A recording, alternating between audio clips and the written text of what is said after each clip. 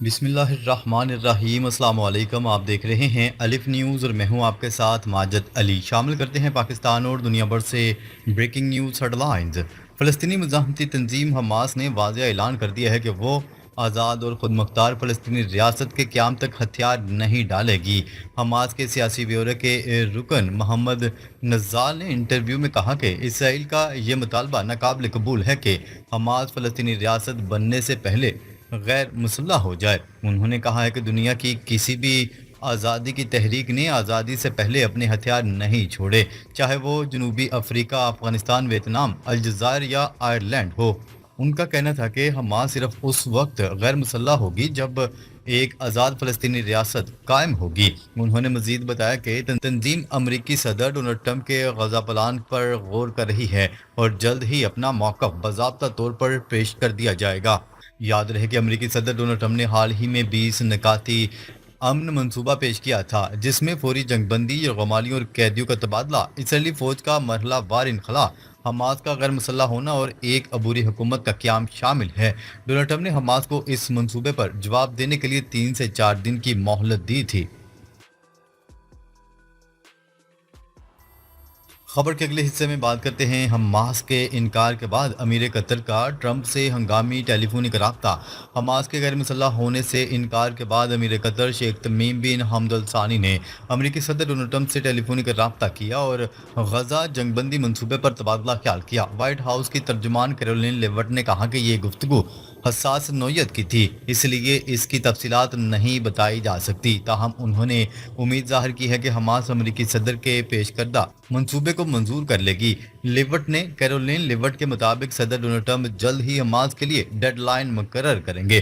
یاد رہے کہ اس سے قبل ڈونلڈ ٹرمپ نے حماس کو 3 سے 4 دن میں جواب دینے کا کہا تھا، جبکہ برطانوی میڈیا کے مطابق امکان ہے کہ حماس اس منصوبے کو مسترد کر دے۔ دوسری جانب فرانسیسی میڈیا کے مطابق قطر میں مصر، ترکیہ اور قطری حکام سے ملاقات کے دوران حماس کا ایک دھڑا غیر مسلح ہونے سے انکار کر چکا ہے، جبکہ دوسرا دھڑا ڈونلڈ ٹرمپ کے امن منصوبے پر غور کرنے کے لیے تیار ہے۔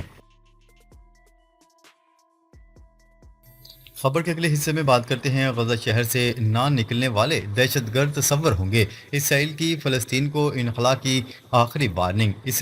اسرائیل اپنی ہٹ درمی سے باز نہ آیا، اسرائیلی وزیر دفاع نے ایک بار پھر غزہ شہر کے تمام شہریوں کو علاقے سے نکلنے کا حکم دے دیا۔ وزیر دفاع نے سوشل میڈیا پر جاری پیغام میں وارننگ دی ہے کہ یہ غزہ سٹی کے رہائشیوں کے لیے آخری موقع ہے کہ وہ اس شہر سے نکل کر جنوبی غزہ پٹی کی طرف چلے جائیں۔ انہوں نے لکھا کہ اس کے بعد جو بھی فلسطینی وہاں موجود رہے گا، انہیں دہشت گرد اور دہشت گردوں کا حامی تصور کیا جائے گا۔ وزیر دفاع کا کہنا ہے کہ اس تنبیہ کے بعد بھی جو فلسطینی غزہ شہر میں مقیم رہیں گے تو انہیں پھر بھرپور طاقت کا سامنا کرنا پڑے گا۔ رپورٹ کے مطابق گزشتہ ماہ بڑے فوجی آپریشن کے آغاز کے بعد سے قحط زدہ غزہ شہر سے اب تک تقریباً 4 لاکھ فلسطینی نقل مکانی کر چکے ہیں۔ غزہ کے باسیوں نے بتایا ہے کہ نقل مکانی کے دوران راستے میں بھی صہیونی فوج کی اندھا دھند بمباری کا سلسلہ جاری رہتا ہے۔ ایک متاثرہ فلسطینی نے کہا ہے کہ ہم گھروں سے ننگے پاؤں نکلے، اسرائیلی فوج کے حملے کے باعث بچا کچا سامان بھی نہیں اٹھا سکے۔ خبر کے اگلے حصے میں بات کرتے ہیں مصر، قطر اور ترکیہ کی حماس کو امریکی پلان پر قائل کرنے کی کوشش۔ مصر کا کہنا ہے کہ حماس کو امریکی غزہ پلان پر قائل کرنے کی کوششیں جاری ہیں۔ مصری وزیر خارجہ کے مطابق مصر، قطر اور ترکیہ مل کر حماس کو قائل کرنے کی کوشش کر رہے ہیں اور امید ہے کہ حماس کو مثبت جواب دینے پر قائل کر لیں گے۔ ترجمان وائٹ ہاؤس کیرولین لیوٹ نے کہا کہ امید ہے حماس غزہ سے متعلق ٹرمپ کے منصوبے کی منظوری دے گی۔ امریکی ٹیلی ویژن سے گفتگو کرتے ہوئے کیرولین لیوٹ نے کہا کہ غزہ جنگ بندی کا منصوبہ قابل قبول ہے، توقع کرتے ہیں حماس بھی ٹرمپ کے منصوبے کو قبول کرے گی۔ ترجمان کا کہنا تھا کہ حماس منصوبہ قبول کرے تاکہ زیادہ پرامن مشرق وسطیٰ کی جانب آگے بڑھا جا سکے۔ وائٹ ہاؤس نے کہا ہے کہ غزہ میں جنگ کے خاتمے کے لیے صدر ڈونلڈ ٹرمپ کے تجویز پر حساس بات چیت ہو رہی ہے۔ حماس عہدیداران کے قریبی ذرائع نے دعویٰ کیا ہے کہ فلسطینی مزاحمتی تنظیم امریکی صدر ڈونلڈ ٹرمپ کے مجوزہ غزہ امن منصوبے کی غیر مسلح ہونے کی شک میں ترمیم چاہتی ہے۔ خبرسا ایجنسی AFP سے گفتگو کرتے ہوئے فلسطینی ذرائع نے بتایا کہ حماس کے مذاکرات کاروں نے منگل کو دوحہ میں ترکی، مصر اور قطری عہدیداران کے ساتھ بات چیت کی۔ مزاحمتی تنظیم کو مجوزہ غزہ امن منصوبے پر جواب دینے کے لیے مزید 2 سے 3 دن درکار ہیں۔ امریکی صدر ڈونلڈ ٹرمپ کے مجوزہ غزہ امن منصوبے کے تحت فوری جنگ بندی، حماس کے ہاتھوں اسرائیلی یرغمالیوں کی 72 گھنٹوں کے اندر رہائی، مزاحمتی تنظیم کا غیر مسلح ہونا اور غزہ سے اسرائیلی افواج کا بتدریج انخلاء شامل ہے۔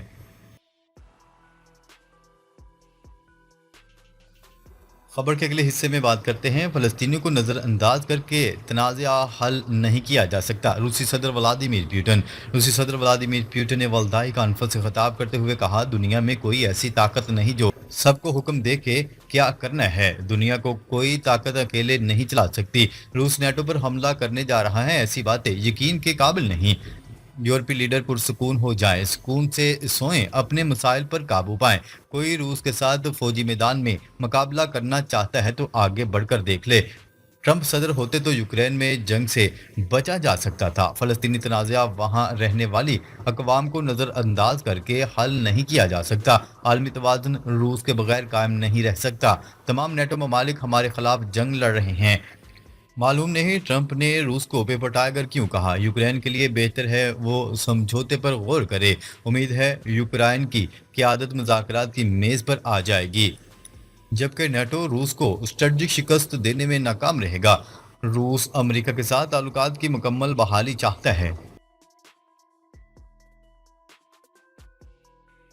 خبر کے اگلے حصے میں بات کرتے ہیں، گلوبل سموتھ فلوٹیلا کے گرفتار 450 کارکنان کو یورپ ڈیپورٹ کرنے کا فیصلہ۔ فلوٹیلا کے قافلے میں سابق سینیٹر مشتاق احمد، سویڈش ماحولیاتی کارکن گریٹا تھمبرگ اور نیلسن منڈیلا کے پوتے بھی سوار تھے۔ فلوٹیلا کے منتظمین نے بتایا کہ ان کے قافلے میں شامل 42 کشتیوں کو اسرائیلی بحریہ نے تحویل میں لے لیا، جبکہ کشتیوں میں سوار تمام 450 سے زائد افراد کو گرفتار کر لیا گیا۔ صہیونی فوج نے کشتیوں کو مواصلاتی نظام اور براہ راست ویڈیو نشریات جیم کر دی۔ منتظمین نے بتایا کہ اسرائیلی بحری افواج نے تازہ کارروائی میں گلوبل سموتھ فلوٹیلا کی کشتی الکا تالا کو بھی تحویل میں لے لیا۔ رپورٹس کے مطابق اسرائیلی قبضے میں لی گئی کشتیاں اشدود بندرگاہ پہنچ گئیں، جہاں سے کشتیوں پر سوار سماجی کارکنان کو یورپ ڈیپورٹ کیا جائے گا۔ فلوٹیلا کے مطابق ان کے قافلے میں شامل ایک کشتی میرینیٹ منزل کی جانب رواں دواں ہے۔ فلوٹیلا کے قافلے میں شامل عرب صحافی حسن مسعود نے بھی سوشل میڈیا پر دعویٰ کیا ہے کہ ایک کشتی میکینو غزہ کی سمندری حدود میں داخل ہو گئی۔ عالمی فلوٹیلا پر فوجی دھاوے پر اسرائیلی وزیر اعظم کی ہردرمی برقرار ہے۔ دوسری جانب سموتھ فلوٹیلا پر حملے کے خلاف یورپ سمیت دنیا بھر میں احتجاجی مظاہرے ہو رہے ہیں۔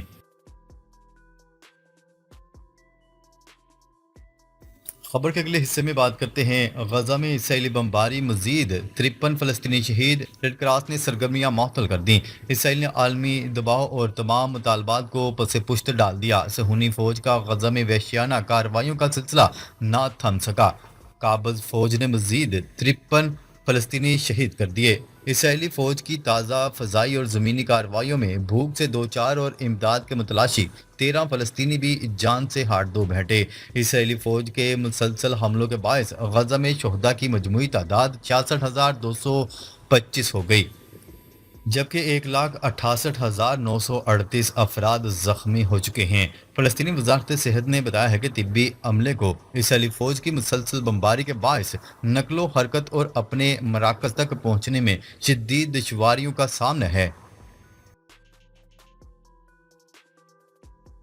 خبر کے اگلے حصے میں بات کرتے ہیں، امریکہ میں شٹ ڈاؤن کا دوسرا رول، دونوں جماعتیں اس سینٹ سے بجٹ منظور کروانے میں ناکام۔ ریپبلکن اور ڈیموکریٹس میں ڈیڈ لاک برقرار رہا، حکومتی بحران شدید ہو گیا، ہزاروں سرکاری ملازمین کی تنخواہیں روک دی گئیں، متعدد وفاقی ادارے بند کر دیے گئے، صرف ایمرجنسی خدمات جاری ہیں۔ سیکیورٹی اور سائبر ایجنسیاں بھی شٹ ڈاؤن سے متاثر ہونے لگیں، ریاستی اخراجات پر تنازع بڑھ گیا، حکومت چلانے کا خرچ رک گیا۔ وائٹ ہاؤس نے شٹ ڈاؤن کے سنگین نتائج سے خبردار کرتے ہوئے کہا ہے کہ شٹ ڈاؤن جاری رہا تو معیشت کو اربوں ڈالر کا نقصان ہوگا۔ سینٹ میں دوبارہ ووٹنگ کی کوشش کی جانے لگی، تاحال کوئی پیش رفت نہ ہو سکی۔ ناظرین، اب تک کے لیے اتنا ہی، مزید خبریں لے کر بہت جلد آپ کی خدمت میں حاضر ہوں گے، تب تک کے لیے اپنا خیال رکھیے گا۔ اللہ نگہبان۔